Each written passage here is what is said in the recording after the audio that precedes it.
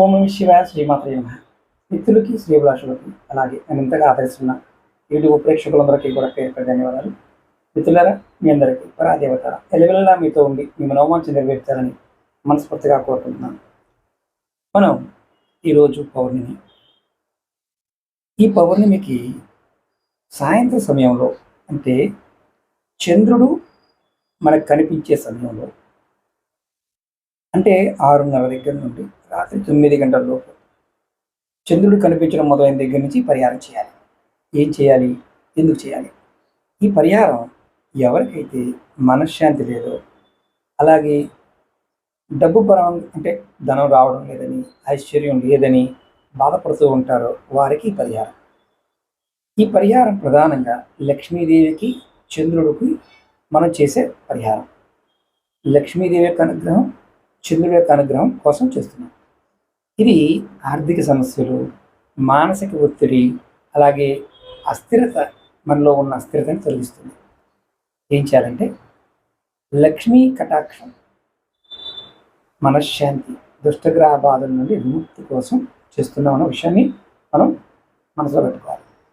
ఎప్పుడు చేయాలి?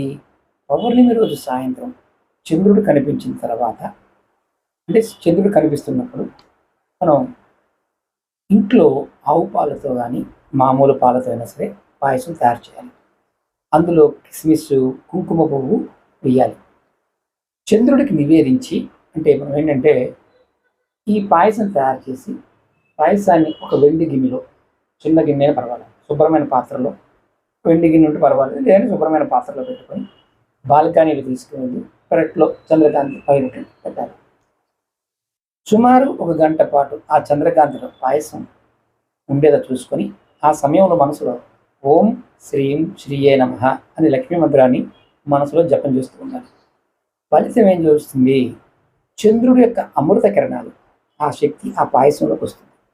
రాత్రి భోజనం తర్వాత ప్రసాదంగా ఆ పాయసాన్ని కుటుంబ సభ్యులందరూ కలిసి తీసుకోవాలి. దీనివల్ల మీ కుటుంబంలో ఉన్న ఇబ్బందులు, ఆర్థిక ఇబ్బందులు తొలగిపోతాయి, ఆర్థిక అభివృద్ధి కలుగుతుంది. అలాగే దంపతుల మధ్య గొడవలు ఉన్నవారికి దాంపత్య సుఖం, మానసిక ప్రశాంతత లభిస్తాయి. ఇది ఆడవారైనా మగవారైనా చేయవచ్చు. ఇంట్లో నెలసరి ఉందనుకోండి, మగవారు ఈ పరిహారం చేసుకోవచ్చు, ఆడవారు చేయకూడదు. అలాగే మైలు ఉన్నవారు, అంటే ఎవరన్నా మరణించి ఉండి అలాంటి వారు చేయకండి. ఓకే మిత్రులారా, ఈ వీడియో నచ్చినట్లయితే లైక్ చేసి ఈ వీడియోని 10 మంది మిత్రులకు షేర్ చేయండి. ఓం నమః శివాయ శ్రీమాత్రే నమః.